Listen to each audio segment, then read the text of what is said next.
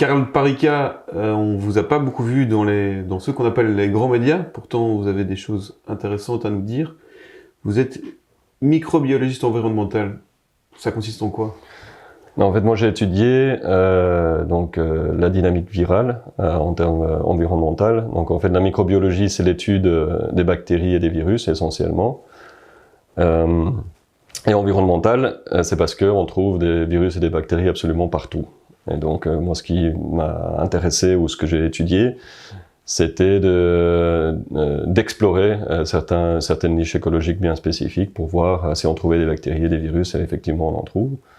Et donc il y a une certaine dynamique qui s'installe, et donc voilà, moi je suis spécialisé plutôt dans tout ce qui est environnement et pas nécessairement tout ce qui est clinique. Alors ça fait presque 1 an et demi qu'on nous parle du coronavirus tous les jours, à toutes les sauces. Mais en fin de compte, il y a beaucoup de gens qui savent pas ce que c'est, il y a beaucoup de concepts qu'il faudrait rappeler. Et c'est aussi pour ça qu'on est ensemble aujourd'hui, pour que vous nous rappeliez quelques concepts de base, notamment la différence entre virus, bactéries, mais tout ce qui est aussi les tests PCR, et voilà, plein d'aspects qu'on va aborder. On pourrait commencer par la différence entre un virus et une bactérie. Oui, tout à fait. Alors, moi, ce que j'ai trouvé quelque part un peu dommage pendant cette année-ci, c'est qu'il y a eu très peu, au final, de pédagogie pour expliquer ce que c'est, parce que c'est quand même, on baigne dedans depuis 1 an. Et donc voilà, pour rappeler quelques petits concepts. Donc, une bactérie, c'est un organisme cellulaire, donc ça veut dire que c'est composé d'une cellule. Ils vivent en colonie souvent. Et donc, ils ont une taille qui est de l'ordre du micromètre. Donc, pour situer, on divise 1 mètre en 1 million, et donc ça donne 1 micromètre. Ou alors 1 millimètre, on divise en 1000, peu importe. Et donc, ce sont des petites cellules, et il y en a absolument partout sur la planète. Et donc, il n'y a qu'une toute petite partie qui est pathogène pour l'humain. Et c'est vrai que ça fait que peut-être depuis une petite dizaine d'années qu'on commence à s'intéresser, de manière plus intensive au microbiote, par exemple humain, donc ce qu'on a dans l'intestin, etc. Et je suis bien content par ailleurs de voir qu'on blanchit un peu cette mauvaise réputation des bactéries qui ont historiquement été vues uniquement d'un point de vue pathogène, pour dire qu'en fait ils sont partout sur notre peau, etc. Et on ne pourrait pas vivre sans ces bactéries-là. Et donc ça c'est très chouette. C'est essentiel de le rappeler aussi, parce qu'il y a beaucoup de gens, en entend bactéries, c'est tout de suite... C'est ça, et donc tout ce qui est probiotique, etc., c'est vraiment pour nourrir les bonnes bactéries, et qui jouent un rôle essentiel aussi dans notre immunité. Et ce que j'attends encore, mais que je n'ai toujours pas vu, c'est qu'on puisse nettoyer la mauvaise réputation des virus, parce que c'est vrai que on parle de probiotiques pour les bactéries, mais en fait les virus jouent un rôle important aussi dans l'écologie, et permettent en fait le vivant tout simplement. Des virus, il y en a absolument partout, ils sont très diversifiés, et ils étaient probablement déjà là lors des premiers organismes vivants sur Terre, donc c'est des organismes qui sont très anciens, et donc aussi une infime partie qui est pathogène. Maintenant, vous m'avez demandé la différence entre une bactérie et un virus. Là, c'est un tout petit peu technique, il faudrait en fait répondre à la question de ce que c'est le vivant, mais ça, je ne vais pas aborder aujourd'hui. Mais disons que pour l'instant, on définit le vivant comme des organismes cellulaires qui ont un métabolisme et qui se reproduisent. On peut donner une petite définition comme ça de livres scolaires. Les virus, par contre, on ne considère pas que ce soit vraiment des organismes vivants, parce qu'ils ne sont pas composés de cellules, et parce qu'ils n'ont pas de métabolisme. Et donc, ça suscite un fort débat entre virologues, et ce serait très chouette d'en parler à un moment donné aussi. Mais bon, pour l'instant, c'est encore la vision que l'on a sur les virus. Les virus sont en fait des coques protéiques, donc ils sont composés de protéines, et à l'intérieur de cette protéine, il y a leur génome, donc c'est ce que toutes les cellules ont aussi, qui encode le vivant. Donc c'est quelque part un peu le manuel pour pouvoir vivre, ça c'est dans le génome. Et donc ce génome est donc, comme je disais, entouré d'une coque protéique. Et là, ici, on parle en termes de nanomètres. Donc tout à l'heure, pour les bactéries, on parlait de micromètres, donc on divisait 1 millimètre en 1000. Et là, il faut encore prendre le micromètre et le diviser en 1000. Donc ça veut dire que c'est un milliardième de mètre. Donc on est vraiment sur une échelle de grandeur qui est tout à fait différente. Et donc, pour que ces virus puissent se reproduire, ils sont obligés d'infecter une cellule, se reproduire à l'intérieur quelque part en hijackant, donc le terme français serait en détournant en fait de la machinerie cellulaire pour pouvoir se reproduire. Et c'est un peu des parasites, quoi. Oui. C'est des parasites obligatoires, oui. Et donc, en fait, ce qui est quelque part un peu absurde dans ce mode de vie, c'est qu'il faut imaginer que, par exemple, que vous aviez une cuisine, donc ça c'est votre cellule, et que le virus, quand il vient à l'intérieur, il détourne toute la machinerie, donc tous les instruments de la cuisine, et il commence à faire, par exemple, du fécondation in vitro. Il commence à se reproduire. Il fait le propre produit qu'il a besoin, quoi. Exactement. Et après, il sort de la cellule. Alors, c'est ça qui cause la maladie pour les virus qui sont pathogènes, mais d'un autre côté, et ça c'est un sujet de travail que j'avais avant, les bactéries ont également des virus. Donc ça veut dire que techniquement, on pourrait, et on a fait, et on peut utiliser des virus également pour tuer des bactéries qui sont pathogènes. Donc ça veut dire que là où on considère les virus généralement comme notre ennemi, on peut également l'utiliser comme l'ennemi de notre ennemi. Donc on peut utiliser des virus pour tuer des bactéries qui, eux, peuvent nous rendre malades. Donc c'est pour ça que cet exemple juste pour vous expliquer que des virus, il y en a partout, il y en a énormément, et ils ne sont pas tous méchants ou pathogènes. C'est super intéressant. Alors le coronavirus là-dedans, et aussi l'éradication dont on parle, parce qu'elle me semble a priori impossible. Alors le coronavirus, il y a plusieurs coronavirus déjà chez l'humain. Maintenant, il y en a 7 avec le SARS-CoV-2. Il y en a 4 de ces coronavirus qui causent des rhumes, donc qui sont tout à fait, on va dire, banaux, qui sont tout à fait, innocents à ce niveau-là, sans gêne. Ensuite, il y a le SARS-CoV-1. Et puis il y a le MERS. Et donc ces deux virus qui ont créé des petites épidémies dans les années 2003 et 2007 respectivement, ont donné les mêmes symptômes que le SARS-CoV-2 en fait. Et donc quelque part, quand on parle d'éradication, ce sont des zoonoses, donc ce sont des virus qui proviennent des animaux, donc on parle de réservoirs. Quand on parle de réservoirs, ça veut dire que dans le cas des coronavirus, ils logent à l'intérieur, dans le cas des SARS-CoV, par exemple dans les chauves-souris, mais ils ne causent pas de maladie chez les chauves-souris, ils sont quelque part stables. Le fait qu'ils se transmettent ensuite à un autre animal ou à l'humain, est dû au fait qu'on a des cellules similaires aux chauves-souris et que le mécanisme de l'entrée du virus permet de rentrer non seulement dans les chauves-souris, mais également chez l'humain. Et souvent, ça nécessite une mutation qui permet de faire ce saut de l'animal à l'humain.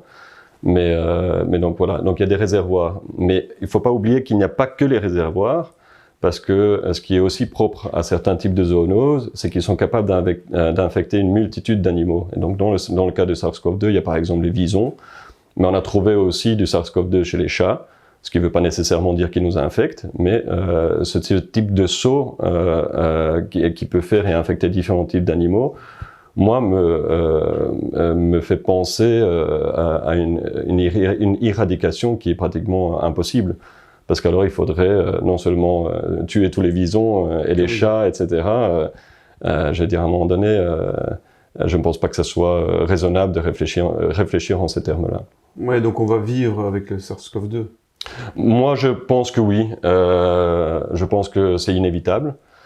Et il faut prendre en compte que quand je vous ai dit tout à l'heure qu'il y avait 4 coronavirus qui nous causaient des rhumes, un de ces 4 coronavirus est probablement à l'origine une pandémie qui a eu lieu, enfin une grosse épidémie qui a eu lieu auparavant, et le virus a naturellement évolué en une version qui ne cause plus que des rhumes, au lieu de causer vraiment des maladies très graves. Et donc c'est tout à fait une hypothèse qui, je pense, valable pour le SARS-CoV-2 aussi sur le long durée. On parle pas vraiment de l'origine là, hein, parce que ça peut très bien être sorti d'un laboratoire, mais c'est quand même une zoonose. Hein. C'est ça. Et ça, c'est important à savoir parce qu'on va dire au niveau pragmatique, qu'il soit sorti d'un laboratoire ou pas, c'est une piste qui est également explorée par des virologues actuellement. Donc c'est pas nécessairement un complot parce que en soi, dire que c'est intentionnel, là on pourrait se dire ok, comment le prouver, mais que ça soit accidentel, c'est possible aussi. Et d'ailleurs en soi ça n'a pas vraiment d'impact sur la gestion du virus. Mais à la base, si les laboratoires détiennent des coronavirus pour ceux qui les étudient, ils ont été échantillonnés chez les chauves-souris, notamment dans le guano. C'est un endroit typique où on en trouve. Alors, quelle différence avec le coronavirus, je veux dire, le SARS-CoV-2, par rapport à avant En fait, là où j'étais un peu surpris, personnellement, quand on m'a parlé de nouveaux virus, c'est que il y a un certain type de flou ou d'abus de termes, je trouve, à titre personnel, parce que on disait que c'était un nouveau virus. Donc techniquement, c'est vrai, c'est un nouveau virus qui n'a pas infecté l'humain avant. Mais disons que les coronavirus sont des virus qui sont étudiés depuis des décennies. Je veux dire, c'est pas quelque chose qui est nouveau. Et d'ailleurs, s'il s'appelle SARS-CoV-2, ce n'est pas un langage codé, parce qu'il y avait un SARS-CoV-1. Et donc ça, c'est déjà le deuxième SARS-CoV de ce type-là qui existe. Et c'est pour ça que quand j'ai vu arriver ces virus sur le territoire belge et que j'ai entendu parler d'un nouveau virus qu'on ne connaissait pas, je trouvais que les messages étaient fort craintifs et trompeurs. Quelque part trompeurs. C'est un peu jouer sur le mot, c'est pas être complètement, aller au bout des choses, parce qu'on nous a dit, ok, on ne sait pas comment ça se transmet, on ne sait pas comment il se réplique, etc. Je trouvais ça que c'était un peu abusif dans le sens où, vu on a des informations sur le SARS-CoV-1, sur le MERS et sur les autres coronavirus, on peut, en faisant de la littérature scientifique, avoir déjà des éléments d'information qu'on peut ensuite effectivement prouver. Donc, par exemple, à titre personnel, j'avais émis l'hypothèse qu'il soit aérogène. Donc ça veut dire qu'il se propage par l'air, ce n'est pas le cas de tous les virus. Certains se propagent uniquement par les liquides corporels, mais ici, dans ce cas-ci, ils se baladent dans l'air. Et donc à l'époque, je me souviens, j'avais été confronté par plusieurs même biologistes qui me disaient oui, mais ça n'a pas été prouvé, on ne peut pas juste affirmer des choses comme ça. Bon, quand même se dire que je ne l'affirmais pas en soi, j'émettais l'hypothèse parce que je me suis basé sur tous les autres coronavirus que l'on connaît, que ce soit chez l'humain ou chez le chat ou chez les autres animaux. Donc je me dis, ce serait quand même étonnant que ce soit le seul virus de sa famille qui n'ait pas cette caractéristique. Et si c'est vrai pour le caractère aérogène, il y a également d'autres éléments du SARS-CoV-2 qui étaient entre guillemets prédictibles déjà depuis le début. Donc c'est pour ça que je trouve que c'était un peu étonnant de lancer ce mystère par rapport au SARS-CoV-2 et de jouer un peu sur les mots en disant que c'était un virus nouveau que l'on ne connaissait pas. Donc, techniquement, c'est vrai, mais je trouve que toute l'histoire n'est pas mise dans son contexte. On reparlera de l'aspect aérogène qui est important, notamment dans la question du confinement et des masques. Mais heureusement, certains diront on avait les tests PCR pour détecter chez les gens le Covid. Le coronavirus. Est-ce que c'est vrai ça? Est-ce que on peut dire ça? Alors, ce que j'aime bien, enfin ce que moi j'adore les virus déjà à la base. Donc les tests PCR, que ce soit sur les bactéries ou les virus, j'aime bien parce qu'en plus c'est une technologie qui est extrêmement intéressante et vraiment de pointe. Mais un peu comme tous les outils, je ne sais plus qui disait que si on ne raisonne que par l'outil du marteau, on a tendance à voir tout le monde comme des clous. Et donc c'est un peu la même chose. Je veux dire, la PCR a son utilité, mais dans un certain cadre. Donc l'exemple que je donne souvent, c'est par exemple l'empreinte digitale chez quelqu'un, par exemple. Donc on peut certainement, avec la technologie, on peut découvrir des empreintes qu'on ne pouvait pas découvrir avant en mettant du luminol ou autre chose, de la fluorescence, et voilà, on arrive vraiment à bien faire sortir l'empreinte. Mais le fait que vous ayez une empreinte d'un inconnu chez vous ne dit rien par rapport comment dire, à l'état de votre maison, s'il a été cambriolé, si la personne qui a laissé l'empreinte est encore vivante ou pas, s'il présente encore une menace, etc. Donc je trouve que toujours les techniques, il faut les mettre dans leur contexte. Alors maintenant, dans le contexte de PCR, c'est une technique qui est magnifique pour pouvoir identifier le virus. Donc on va aller chercher vraiment un gène spécifique du SARS-CoV-2, et c'est ça qu'on va aller récupérer avec le PCR, et on va l'amplifier. Et donc, quand on parle d'amplification, c'est là où on parle de cycle. Et donc, on peut imaginer que, par exemple, si on revient dans l'analogie de l'empreinte, que l'on mette un produit fluorescent, et puis après, voilà, on allume la lumière, et puis on voit si ça brille. Et si ça brille pas, ben, on augmente à fur et à mesure la lumière, où on met de plus en plus de produits. C'est quoi? C'est les cycles d'amplification, ça? Voilà, c'est ça. Voilà. Et donc, il y a d'une part l'utilisation du PCR qui est intéressante lorsque on suspecte qu'on soit dans le cadre d'une maladie, on veut trouver la cause de la maladie. Là, on se dit, ok, on a plusieurs types de bactéries ou de virus qui pourraient causer ces symptômes. On peut faire une série de PCR et on peut aller chercher de qui il s'agit. Et là, c'est intéressant peut-être d'utiliser, comment dire, le PCR. Donc chez quelqu'un malade avec des symptômes. Exactement. Mais chez des gens qui sont, comme on dit, asymptomatiques, qui ne présentent pas de symptômes, aller dire qu'ils sont porteurs du virus ne donne pas d'informations sur son état de santé, sur le fait qu'il soit contagieux, sur le fait qu'il porte une menace potentielle aux autres, et ainsi de suite. Et donc je trouve que utiliser de manière abusive le PCR comme seule technique n'est pas rationnel. Et de toute façon, en science, généralement, on se fie pas qu'à une seule méthode. Les médecins ne font pas ça non plus. Il n'y a pas qu'une seule méthode qui existe. On a tendance à utiliser une variété de méthodes pour pouvoir confirmer un diagnostic. Et donc, c'est pour ça que je trouve que l'utilisation du PCR comme seule méthode, qui d'ailleurs, soit dit en passant, ont déjà créé des épidémies fantômes, comme on appelle. Je crois que c'était le cas de la coqueluche en Amérique. On avait utilisé des PCR et on a commencé à trouver de la coqueluche partout. On pensait que c'était une épidémie. Et puis au final, quand on a commencé à utiliser des méthodes complémentaires, on s'est rendu compte que, en fait, cette méthode était trop sensible et que les gens, ils n'étaient pas malades. Donc, c'était pas une épidémie. Et donc, c'est exactement, je trouve, ce que l'on voit actuellement aussi.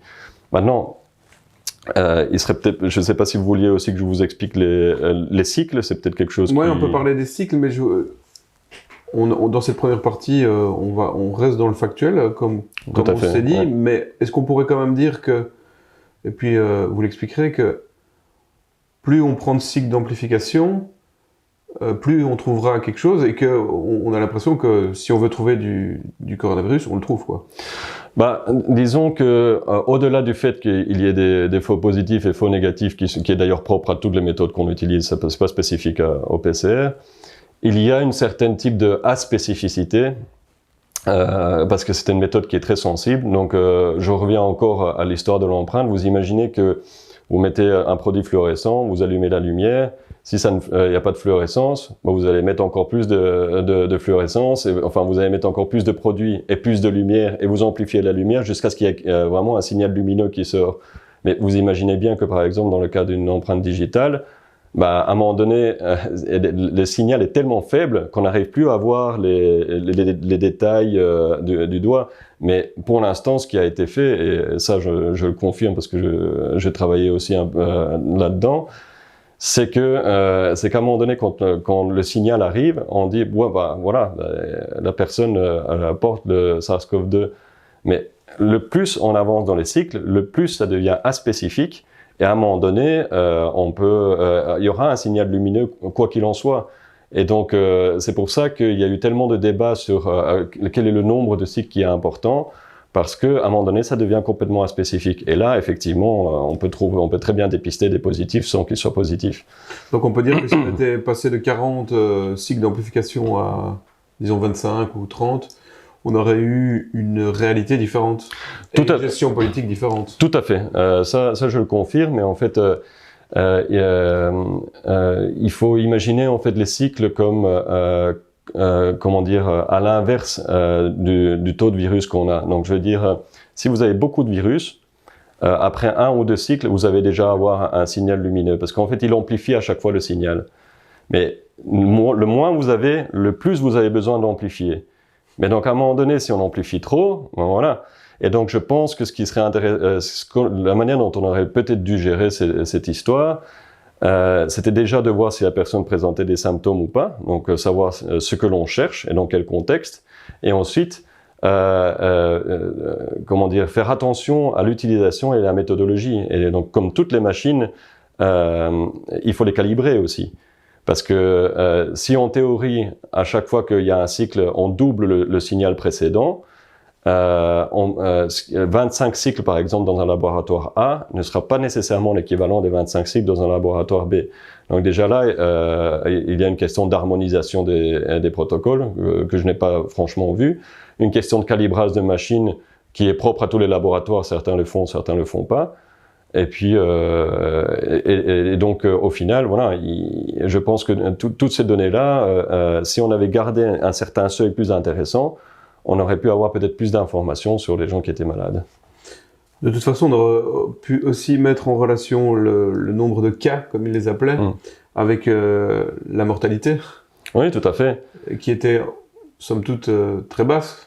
Donc en fait, ici, ça c'est un concept qui est peut-être un peu compliqué, mais qui est vraiment lié, parce qu'il y a une réelle confusion dans la presse, enfin dans les médias en général. C'était des concepts de IFR et CFR, donc ça vient de Infection Fatality Rate et Case Fatality Rate. Donc ce sont les taux de létalité apparents et le taux de létalité réel. Alors ici, comme analogie, on pourrait utiliser par exemple les accidents de voiture. Si on devait juger la gravité des accidents de voiture dans un hôpital, on dirait que pratiquement 100% des accidents de voiture sont graves, parce que ben voilà, on voit ça d'un point de vue de l'hôpital. Forcément, si on arrive à l'hôpital après un accident de voiture, c'est grave. Donc ça, ce serait le taux apparent, parce que c'est ce qu'on a vu aussi dans le cas de SARS-CoV-2. Les gens se ruaient à l'hôpital, ils étaient dans un très mauvais état, on s'est dit, ce virus est vraiment très dangereux. Maintenant, l'IFR, donc le Infection Fatality Rate, ça veut dire donc le taux réel de létalité. Là, on prendrait en compte en fait tous les accidents sur une année, et on se rendrait compte que la majorité des accidents se font sur le parking et sont absolument pas graves. Et donc, comment est-ce que ça se traduit au niveau du SARS-CoV-2 ? Le SARS-CoV-2, avant de savoir que les gens pouvaient le porter en étant asymptomatiques, on pensait que, vu que les gens présentaient des symptômes et qui mouraient, voilà, qui était extrêmement létal comme virus. Après, on s'est rendu compte qu'on pouvait être porteur sans être malade, ce qu'on appelle les asymptomatiques, donc qui ne présentent pas de symptômes.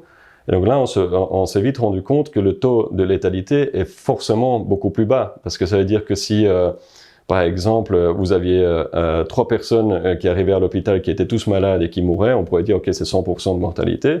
Et tout d'un coup, on se rend compte que derrière ces 3, on a par exemple une centaine de personnes qui portent le virus, mais qui ne sont pas malades, qui ne sont pas présentées à l'hôpital et qui n'ont pas de problème.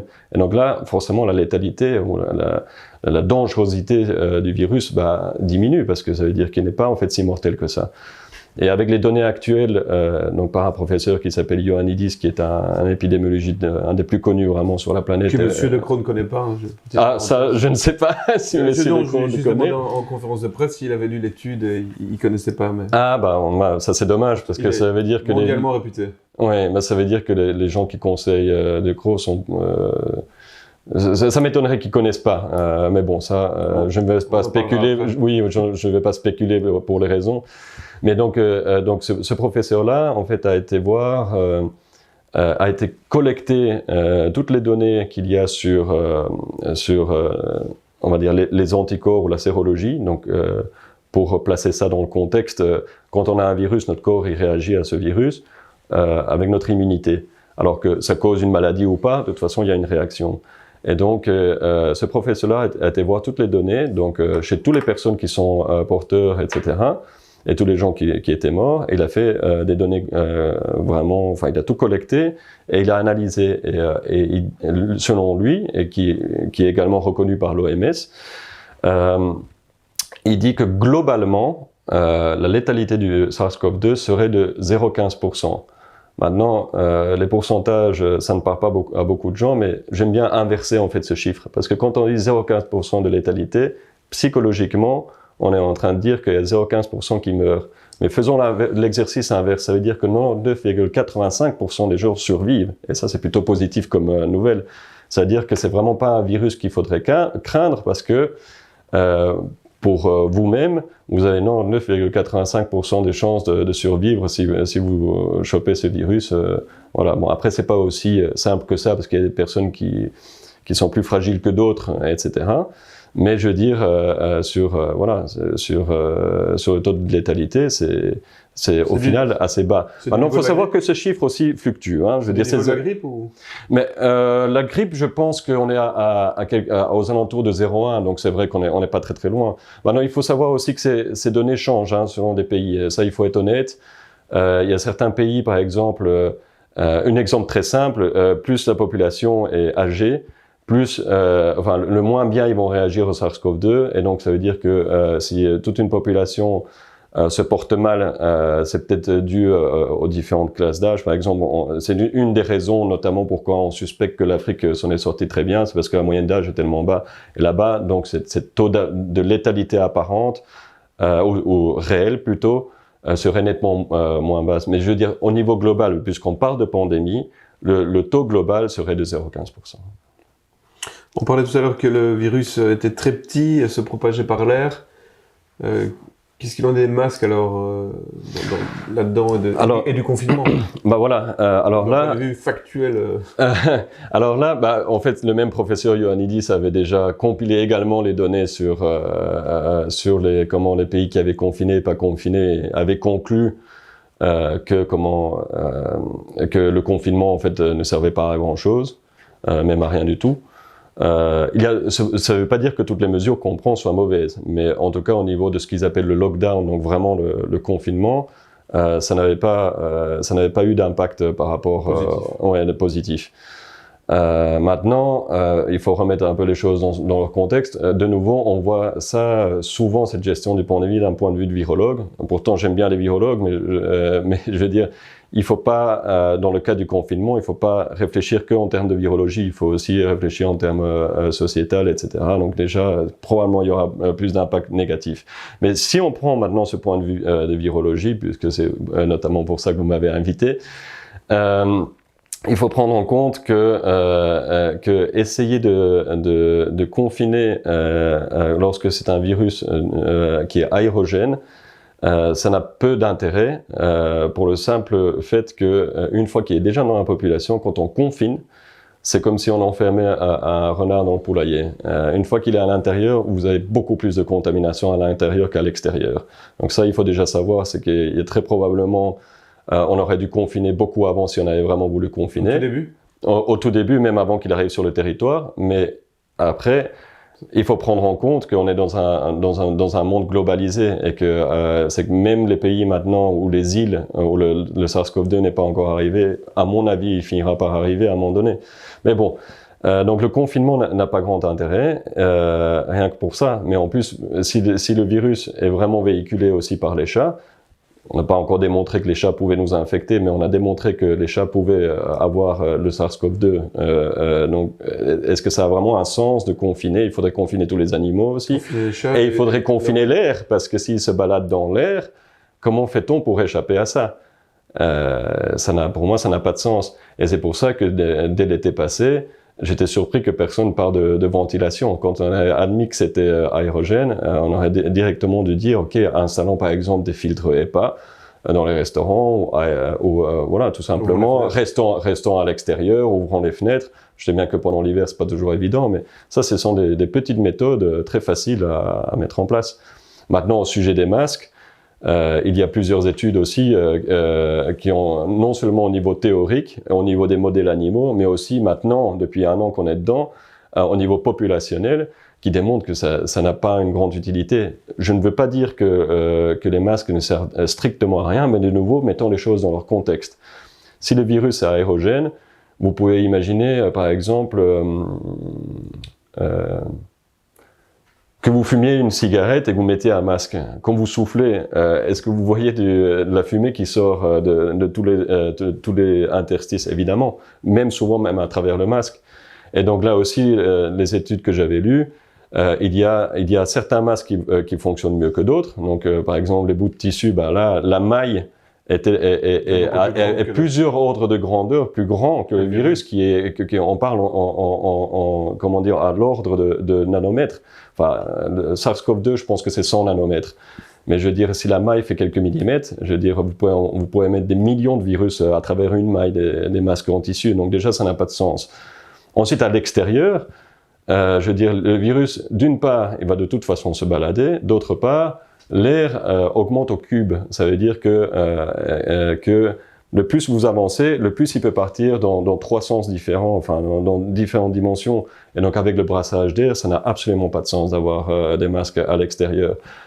Si je devais donner mon opinion par rapport aux masques, là où ça peut être intéressant, c'est dans les hôpitaux. Pour quelle raison? Parce que dans les hôpitaux, on concentre les gens qui sont malades. Donc les masques non seulement aident, on va dire, à filtrer tout ce qui est les bactéries pathogènes, donc autres que SARS-CoV-2, mais en plus, imaginons maintenant que les masques freinent. C'est souvent ce que j'entends, ce qu'on me rétorque en disant, mais le masque, ça freine la propagation du virus. Ou ça n'empêche pas. Donc, de toute façon, voilà. Mais si ça freine et que ça a un effet même de 1 pour 1000, ça permet d'avoir un effet de une personne sur 1000 qui ne va pas être malade, dans un hôpital, avec des milliers de gens qui passent et qui sont tous systématiquement malades, ça peut faire la différence. Donc, j'ai pas de souci avec ça. Mais porter des masques à l'intérieur, c'est une chose. À l'extérieur, c'est complètement aberrant. Et puis je trouve que ça a un effet psychologique encore différent. Mais ça sort de mon domaine, par contre. On parlera de l'équilibre coût-bénéfice dans la deuxième partie. Alors, on est en plein de... Moi, j'appelle ça une propagande, mais ça, c'est une propagande vaccinale. Le vaccin est la seule solution. Par rapport à tout ce qu'on a dit de scientifique, tout ce que vous avez dit, le vaccin, là-dedans, quelle place il prend? Et est-ce que c'est vraiment la seule solution? Ou en tout cas, bon, certains parlent aussi que c'est pas un vaccin. Voilà, j'aimerais bien, on peut vous entendre là-dessus. Alors oui, j'ai entendu les deux.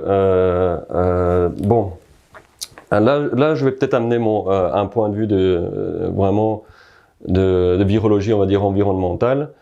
Dans le sens où on parle souvent d'épidémiologistes, etc., qui discutent sur les vaccins, c'est intéressant, pourquoi pas, mais il faut prendre en compte qu'une stratégie vaccinale, déjà c'est souvent des modèles mathématiques, pour savoir quel est le taux d'immunité, etc. Ce sont des choses qui sont très complexes, mais qui sont basées quand même sur des modèles. Disons que... moi, si on avait un vaccin, on peut débattre, mais si on avait un vaccin qui était extrêmement efficace, moi j'aurais tendance à même pas vacciner tout le monde en pleine épidémie ou en pleine pandémie. Pour quelle raison?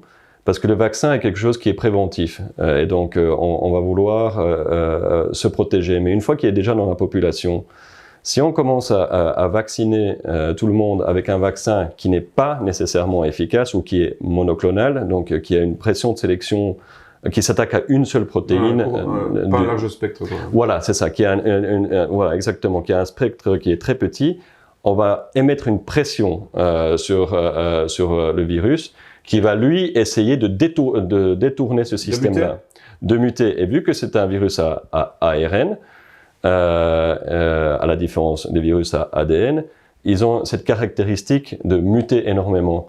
Et donc, commencer à vacciner en pleine pandémie, c'est de mettre une pression darwinienne, une pression de sélection, qui dans un cas de virus très mutant, va créer une multitude de variants. Et là, c'est un coup de poker. On peut avoir, il y a très certainement des variants qui ne sont pas nécessairement dangereuses, mais on va également mettre une pression pour qu'ils puissent contourner le système immunitaire. Et donc, on va se retrouver avec des vaccins qui sont inefficaces, d'une part, et d'autre part, qui créent des variants qui vont pouvoir aller infecter les gens qui ont déjà été malades ou qui sont déjà vaccinés. Ouais, donc scientifiquement, vaccinés en pandémie, mais rappelons qu'une pandémie, parce que ça fait peur la pandémie, Ouais. on a des pandémies de rue, mais voilà, c'est... Voilà, une pandémie, c'est une propagation d'une maladie qui est généralisée, mais ça ne Voilà. veut, ça veut rien dire sur la désamorcer la gravité la de la pandémie. Voilà, ouais. Et donc ça veut dire scientifiquement, on pourrait vacciner, ça pourrait créer des nouveaux variants qui pourraient être ou bien inoffensifs ou bien très dangereux. Voilà, c'est ça. Et donc, souvent on me dit oui, mais bon, le plus on vaccine, le moins il y aura des gens dans lesquels le virus va pouvoir se propager, et donc il y a moins de probabilité qu'on ait des nouveaux variants. C'est tout à fait une observation qui est valable, mais dans le cas du SARS-CoV-2, je pense que ce n'est pas toute l'histoire, parce que dans le SARS-CoV-2, en plus d'infecter les humains, ils infectent les animaux aussi. Donc ça veut dire que même si on vaccinait tout le monde, il faudrait vacciner également les animaux. Et donc pour moi, ce n'est pas faisable. Enfin, il faudrait alors confiner, masquer et vacciner les animaux aussi. Mais d'autre part, en utilisant des vaccins, ce qu'on appelle monoclonal et polyclonal, donc ici, je préfère peut-être expliquer ces deux termes, parce que c'est souvent des termes que l'on entend, et faire la différence entre, on va dire, l'immunité collective vaccinale et l'immunité collective, on va dire, naturelle. Bon, ce sont des concepts qui sont différents. Donc, un vaccin qui est monoclonal, ce qui est le cas de tous les vaccins actuels, sauf certains vaccins chinois, on sélectionne ce qu'on appelle le protéine spike, donc c'est la protéine, le pic que l'on trouve à l'extérieur du virus qui permet de reconnaître nos cellules. On utilise uniquement cette protéine-là pour la réaction de notre immunité vis-à-vis de cette protéine-là pour nous protéger du virus. Mais le virus, c'est l'endroit même qui va muter le plus, parce que c'est sa manière de pouvoir, survivre, c'est de muter ce truc-là, c'est cette protéine spike. Parce que en le mutant, il va pouvoir reconnaître d'autres types de cellules, ou il va pouvoir reconnaître d'autres types d'animaux, etc. Donc mettre une pression de sélection là, dans l'endroit où il y a le plus de mutations, va forcément sélectionner que ceux qui arriveront à détourner ce vaccin. Maintenant, si on vaccinait par exemple de manière polyclonale, ça veut dire qu'il y aurait non seulement cette protéine spike, mais d'autres protéines de cette particule virale. Là, pour pouvoir contourner ce vaccin-là, il faudrait qu'il mute dans plusieurs endroits différents, et souvent, quand c'est le cas, le virus se désintègre complètement, parce qu'il peut pas échapper à tout. Mais ils n'ont pas de vaccin polyclonaux, là. Bah, il y a certains vaccins chinois, mais ils fonctionnent pas très bien, et ils fonctionnent pas très bien pour une autre raison. Mais bon, disons que pour le cas des virus à ARN messager, ça c'est très certainement le cas. Donc en résumé, ce qu'on est en train de faire, c'est induire une pression de sélection. Et là, on aura des variants, et c'est un coup de poker. Maintenant, je ne dis pas que ça va pas fonctionner. On pourrait très bien imaginer qu'on va tomber sur un variant qui infecte beaucoup, mais qui est pas vraiment très nocif. Mais bon, pour moi, c'est pas du tout donné comme hypothèse. C'est la boîte de Pandore qui ouvre, parce qu'un coup de poker sur des centaines de millions, même sur toute l'humanité, ça fait un peu peur. Alors, ça sort d'où les 70% du chapeau de nos gouvernements? Alors, ça, c'est un modèle mathématique qui se base sur le nombre de personnes que le virus peut infecter. Ici, aux dernières nouvelles, j'ai vu que c'était entre 3 et 6. Donc, ça veut dire que si moi, par exemple, je suis malade, je peux infecter entre 3 et 6 personnes. Et donc après, on met ça dans un modèle mathématique, et le plus le virus l'infecte, le plus on a besoin d'avoir une immunité collective plus couverte. Donc ça veut dire que, par exemple, de souvenir pour la rougeole, mais là, il faudrait que je vérifie les données, c'était de l'ordre de 12, ça veut dire qu'il faut que plus de 90% des gens soient immunisés pour que l'épidémie s'arrête. Pour un virus qui infecte très peu de gens, la couverture devrait être moins grande. Mais le problème, c'est que donc c'est non seulement dépendant du comportement du virus, mais c'est dépendant aussi de notre immunité. Le plus longtemps on a des anticorps contre ce virus, donc le plus longtemps on est couvert, le moins fréquemment on doit vacciner. Mais ici, maintenant, je vais vous donner un exemple que j'ai lu dans une publication. C'est que si on partait du fait que l'immunité est pérenne, éphémère, donc ne dure pas très longtemps, La différence entre 6 et 3, si on applique le chiffre 6 dans le modèle mathématique, il faudrait vacciner les gens tous les 2 mois et demi. Si on applique le chiffre 3, on devrait vacciner que tous les 2 ans et demi. Donc vous voyez qu'en fonction des données, on a complètement des chiffres différents. Et ça, c'est parce que ce sont des modèles qui sont certes intéressantes au niveau théorique, mais au niveau pratique, quand on parle de 70% d'immunité, c'est basé sur des théories, mais pas encore sur la réalité ou des données réelles. C'est peut-être intéressant pour Big Pharma aussi, mais tout ça, c'est mon opinion. Mais après, voilà. Après, il faut prendre en compte que quand on parle de 70% d'immunité, pourquoi vouloir vacciner 70% des gens? Ça fait depuis 1 an qu'on est dans cette pandémie, ça veut dire qu'il y a déjà des gens qui sont immunisés. Donc quelque part, là aussi, on pourrait débattre de la nécessité de vacciner tout le monde. Et les jeunes et les enfants. Oui, et à quelle fréquence? Si on devait me poser la question, mais ici aussi je tiens à dire que je ne suis pas épidémiologiste, j'ai une vision plus des virus en général dans leur écosystème. Moi, j'aurais eu tendance, parce que c'est souvent les critiques amènent les questions en disant ben, vous feriez quoi? À titre personnel, moi j'aurais eu tendance à vacciner les gens selon le coût-bénéfice. On a maintenant une large panel d'informations sur les gens qui tombent malades. Ce sont essentiellement les gens âgés et les gens qui ont des comorbidités parce que leur système immunitaire est affaibli. Moi j'aurais eu tendance à vacciner cette catégorie de population-là et laisser le virus se propager chez les personnes que l'on sait qui ne présenteront très probablement pas de la maladie, notamment les enfants ou les jeunes gens en bonne santé comme moi-même qui n'a pas de comorbidité. Pour quelles raisons? Ben là, on revient sur quand on parlait du large spectre et du spectre étroit, donc polyclonal et monoclonal. Notre immunité, quand il va être confronté au virus, va créer une immunité vis-à-vis de l'entièreté du virus. Donc, certaines protéines spike, certainement, certaines protéines qui composent le coq protéique, et donc on va pouvoir avoir une immunité qui est déjà naturelle, qui est déjà naturellement plus diversifiée. Mais en plus de ça, mon immunité va pas être la même que votre immunité, par exemple. Ça veut dire que on aura un large spectre d'immunité différente qui va très certainement freiner le virus, mais également ses variants.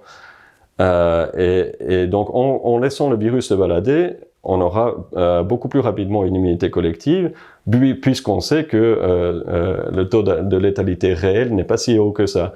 Par contre, je ne dis pas, et soyons clairs, qu'il ne faudrait pas vacciner les personnes âgées qui ont des comorbidités. On pourrait très bien, eux, se dire on ne peut pas laisser le virus se balader chez eux, donc on pourrait les vacciner. Ça, c'est si le vaccin était efficace. Mais bon, on tient compte de la balance coût-bénéfice aussi. Exactement. C'est pas les effets secondaires des vaccins. Exactement. Et donc, voilà, c'est ça. Et donc, ça c'est important de mentionner, je trouve, que l'immunité collective, en laissant le virus, se propager, n'est pas en contradiction avec une immunité collective vaccinale. Les deux peuvent se complémenter, et moi j'aurais même une tendance à laisser l'immunité collective naturelle, à favoriser ça, puisqu'on sait que pour la majorité des cas, il n'y a même pas d'effet secondaire du virus. Ça, on n'a pas encore toutes les données, donc je ne peux pas affirmer ça. Mais pour les gens qui ont eu le Covid l'année passée, il y en a des personnes, par exemple, que moi je connais à titre anecdotique, n'ont pas gardé des séquelles, ce qui n'est pas le cas de certains d'autres virus, parce qu'après on pourrait argumenter que oui, mais si on a les oreillons par exemple, on peut devenir stérile, etc. Donc ce serait quand même des effets secondaires qu'on n'a pas envie d'avoir, et ça ce serait un argument pour vacciner plus les gens.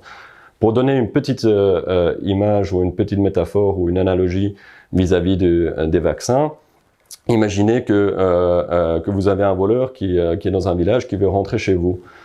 Vous allez installer des serrures et on se rend compte qu'il arrive à ouvrir les serrures. C'est exactement ce que fait le virus. Il ouvre les serrures, il rentre chez vous, il vous cambriole. Maintenant, ça ne veut pas dire nécessairement que ça soit très grave que vous cambrioliez, mais enfin bon, voilà. Maintenant, imaginez que vous avez une entreprise qui vous dit « Ok, mais moi je vais vous vendre des serrures et on va installer la même serrure dans tout le village. » Alors, si on a de la chance, le cambrioleur n'arrivera jamais à apprendre à ouvrir cette même serrure, Mais s'il arrive à l'ouvrir, il sera capable d'ouvrir toutes les serrures, puisqu'ils sont identiques, toutes les maisons du village et tous les cambriolés. Et c'est ça le problème pour moi des vaccins monoclonaux, c'est qu'ils nous donnent exactement la même immunité à tout le monde. Et donc dès que le virus apprend à contourner cette immunité, bah, il arrivera à infecter tous ceux qui sont vaccinés. Et il fragilise, en fin de compte, il risque de fragiliser la population par rapport... Le vaccin risque de fragiliser l'ensemble de la population par rapport à l'immunité naturelle et gratuite. Oui, voilà. Voilà. Gratuite, immunité naturelle gratuite. Oui, tout à fait. Et donc ici, c'est vrai qu'on va bientôt s'aventurer sur le terrain d'éthique, parce que ça, quand on parle du vaccin, ce que j'entends souvent, c'est le devoir éthique, mais on pourra peut-être en parler dans un autre... Oui, restons factuels ouais, voilà, et objectifs.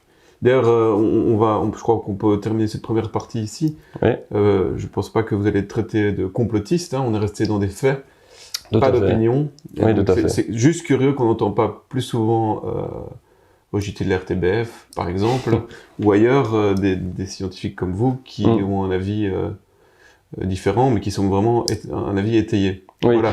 Pas pour faire ma propre promotion pour autant, mais ce que je trouve dommage, on va dire, dans une gestion en général, c'est que les experts sont souvent des experts de pointe, et ça je respecte tout à fait, c'est un travail qui est très difficile et qui demande beaucoup d'expertise. Mais vous imaginez par exemple que vous vouliez faire une balade, par exemple dans les montagnes en Suisse, vous allez plutôt suivre quelqu'un un montagnard, enfin un guide qui connaît très bien le terrain, plutôt que quelqu'un qui a escaladé le sommet. Parce que quelqu'un qui a escaladé le sommet est un spécialiste de son domaine, connaît très bien les montagnes, mais si on lui demande de décrire le paysage vraiment sur le point, par exemple, une montagne du plus haut, lui, il va voir des nuages. Donc, il a certainement une connaissance, mais pour décrire le paysage, c'est très compliqué. Alors que le guide pourra vous décrire tout un paysage à son niveau. Le médecin généraliste. Et donc, dans cette métaphore, le montagnard, ce sont les généralistes, les scientifiques en général, les biologistes, les chimistes, voilà. Et ceux qui sont au sommet sont ceux qui ont vraiment bien travaillé le domaine, etc., mais qui sont sur le sommet de leur pointe et qui n'ont plus nécessairement une vision, générale de la situation. Et donc, moi, au niveau virologie environnementale, je serais plutôt dans une partie du guide, mais je trouve que le travail qui aurait dû être fait ou qui devrait être fait dorénavant, c'est de plus établir une multidisciplinarité, parce qu'une pandémie, ce n'est pas que de la virologie. Donc, je ne pourrais pas moi-même, je n'oserais pas conseiller tout seul les ministres. La première chose, ce serait d'établir vraiment une multidisciplinarité pour pouvoir discuter du paysage en général, et quand on a des lacunes sur des spécificités, là, aller chercher le virologue spécialiste pour qu'il lui puisse expliquer, parce que c'est son domaine. Et donc, quelque part, à chacun son domaine, et dans une pandémie, c'est tellement généralisé, ça touche tellement de domaines différents, que je suis un peu, d'une part, flatté de voir des virologues enfin dans les médias, parce que voilà, c'est des confrères, mais d'autre part, je suis un peu déçu qu'on voit que des virologues, parce qu'une pandémie, même si c'est un virus, ce n'est pas du domaine que des spécialistes. Vous imaginez bien, pour une petite exemple absurde pour terminer, que une des manières d'arrêter la propagation du SARS-CoV-2, c'est de tuer tous les animaux et tous les humains. Là, on est sûr qu'ils ne se propagent plus. Mais est-ce que c'est vraiment ce type de solution que l'on veut? Donc voilà, c'était une petite note d'humour pour la fin, mais voilà. Merci, Karl Parika. Merci.